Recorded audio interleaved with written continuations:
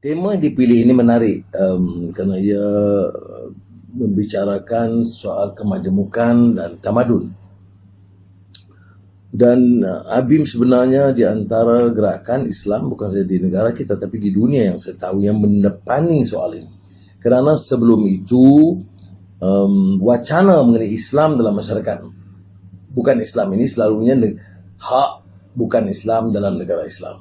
Tapi ABIM pada ketika itu membicarakan soal Islam dalam masyarakat pelbagai kaum, pelbagai agama atau disebut masyarakat majmuk, plural society. Jadi saya rasa penerusan kesinambungan perbicaraan ini sangat menarik kerana ini pernah diterokai oleh rakan-rakan dahulu dan sekarang dimantapkan dan diulas dengan lebih bernas dan mendalam oleh pimpinan muda yang cukup wibawa untuk membawa permasalahan ini ke tengah. Tetapi secara rasa tawadhu kita harus akui walaupun kita kuat menangkis hujah racism perkauman sempit sejak tahun kalau ucapan Presiden dulu itu tahun 1979 ya. Tetapi sampai sekarang ini masih lagi menjadi wacana hangat ya. Apakah harus kita menolak semuanya atau sebagiannya? Ada yang menganggap ini sebagai zero sum game. Kalau kita tolak perkauman, mana kita tolak kemelayuan. Itu hujah-hujah yang terlalu dangkal dan tidak menganjur kepada pembicaraan yang lebih terbuka dan waras. Sebenarnya tidak ada langsung kebenaran untuk kita menidakkan sejarah budaya tempatan. Yang kita tolak adalah asabiyah, perkauman yang sempit yang ditolak oleh agama dan malah dikaitkan dengan tekanan yang keras terhadap asabiyah ini sebagai satu ciri jahiliyah. Kemudian tentang cukup hujah dan hadis yang menganjurkan, Quran menganjurkan lita'arafu kerana andaian menerima kepelbagaian dan kemajemukan, atau hujah-hujah pengalaman Rasul dalam berdepan dengan agama lain dan suku kaum lain di dunia Arab.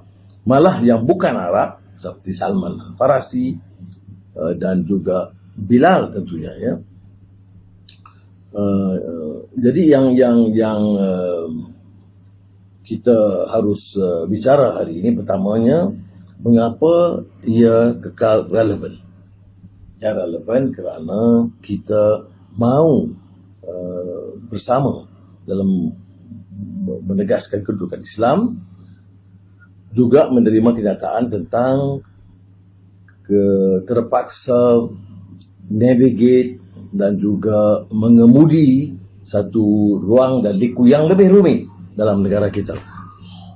Dan terutama dengan hujah-hujah yang lebih keras di pihak-pihak tertentu yang cuma menyangkal kenyataan dan kekuatan Islam dalam hal ini.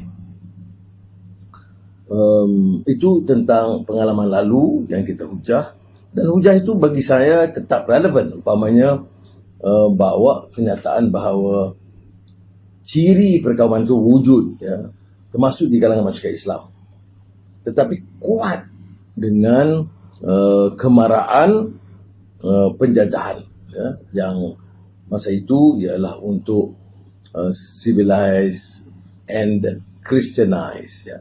Dan sebelum itu ada hubungan dengan faham satu cebis daripada kerangka pemikiran Kristen tentang yang dibicarakan oleh Max Weber dalam Christian Protestant Ethics and the Spirit of Capitalism, di antara golongan yang elect dan golongan yang damned yang di bawah ya.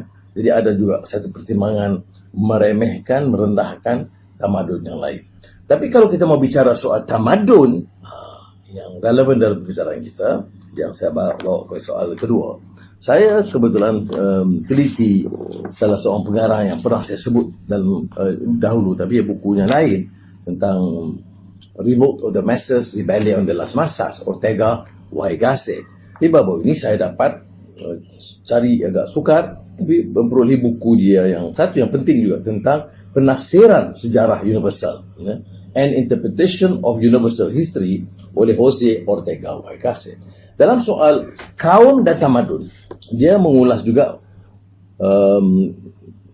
penulisan hujah Arnold Toynbee, sejarawan ulung itu, yang juga terpengaruh dari pemikiran Abdul Rahman Ibn Khaldun dalam mukaddimah tentang yang disebut tentang pasang surut tamadun dari Umran Baidawi, Umran Hadari.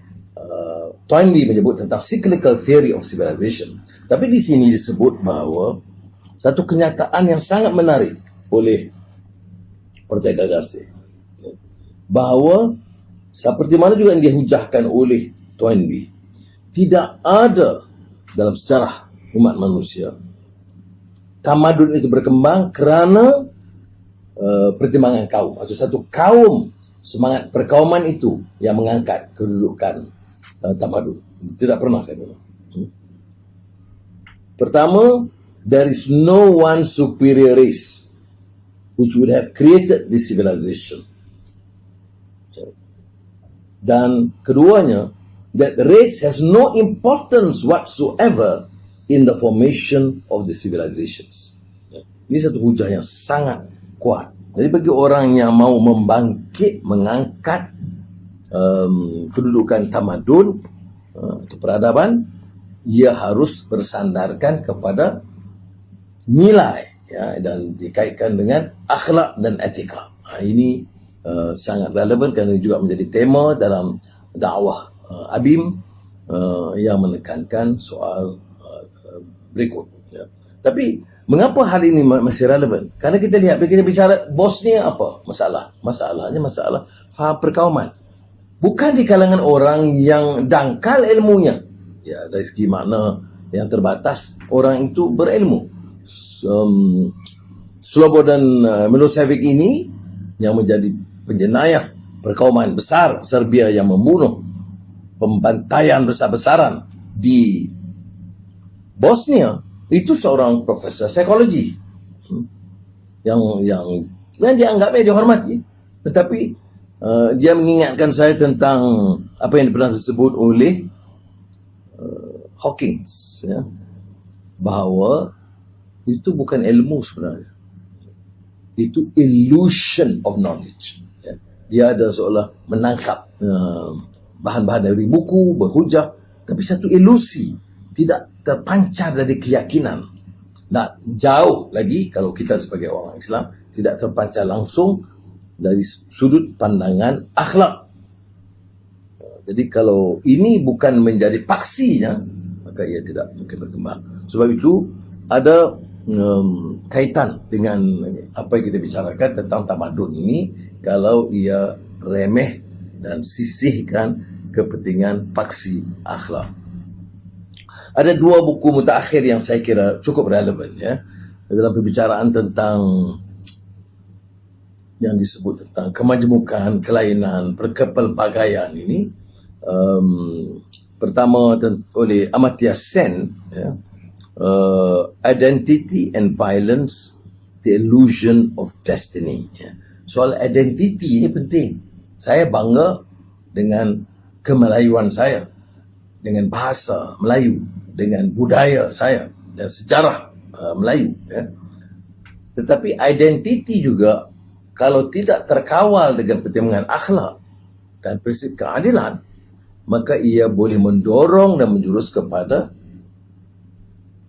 pembenturan dan keganasan.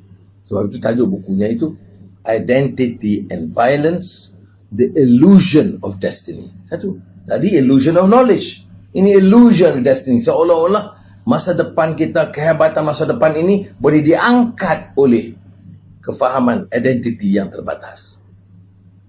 Yang kedua oleh sarjana Kwame Apaya. Bukunya berjudul Cosmopolitanism. Ini penting. Dia tekankan tentang ethics. Cosmopolitanism, ethics in a world of strangers. Kerana yang lain itu strangers, tidak kita kenal. Tapi tanpa etika, yang lain jadi musuh, yang lain jadi rendah, yang lain jadi dianggap kelas bawahan. Ini fahaman yang berbicarakan sama kaum atau tamadun tanpa sandaran akhlak dan motif semangat keadilan. Sebab itu yang bahagian akhir yang saya tekankan ialah akhirnya dalam hidup ini dengan kepelbagaian, kemanukan untuk lita'arafu dan sebagainya. Untuk apa? Untuk pastikan kita menjaga nilai kemanusiaan itu, karamah insaniyah, dan keduanya untuk menegakkan keadilan. Kalau sementara saya mau jaga dan saya anggap ini satu tanggungjawab saya, kaum saya, kebajikan mereka, pendidikan mereka, agar mereka tidak kekal dipinggirkan, miskin dan sebagainya, dan diperalatkan sebagai suatu bahan politik atau berhujah untuk mengangkat kelompok-kelompok yang akhirnya tidak membela mereka. Jadi saya bertanggung jawab untuk sama-sama membicara soal Melayu dan mengangkat kedudukan mereka. Tetapi kalau pertimbangan itu keadilan, prinsip adil, maka saya tidak akan melanggar etika dan hukum adil. Maknanya adil bagi orang Melayu dan tidak diskriminasi dan zalim kepada yang lain. Ini kehebatan, kekuatan Islam dalam mengangkat suatu tamadun. Jadi dalam kesempatan ini, kerana pembicara yang besar-besar ada Sidi Fadil dan kawan-kawan yang lain, saya fikir memadai setakat ini, dan saya mohon maaf kerana tidak bersama dengan rakan-rakan dalam sidang kali ini. Ini julung-julung kali saya selalu tidak hadir hanya semasa saya di penjara. Tapi kali ini saya mohon maaf, dan saya doakan kepada Allah SWT mudah-mudahan saudara dapat mencatat kemajuan dan peningkatan yang lebih. Saya ikuti kegiatan Saudara Faisal dan rakan-rakan dalam pimpinan Nabim, dan nampaknya terus marah, bukan saja dalam media sosial tapi dalam soal kebajikan, kegiatan khairat, dan yang penting asasnya soal ideas dan pemikiran. Walaupun nama kita Islam, badan Islam, kegiatan Islam, gerakan Islam, kelainan kita ialah kerana kita sanggup dapani masalah dan tidak mewakili pandangan yang jumud dan kolot yang kononnya mewakili Islam. Wassalamualaikum warahmatullahi wabarakatuh.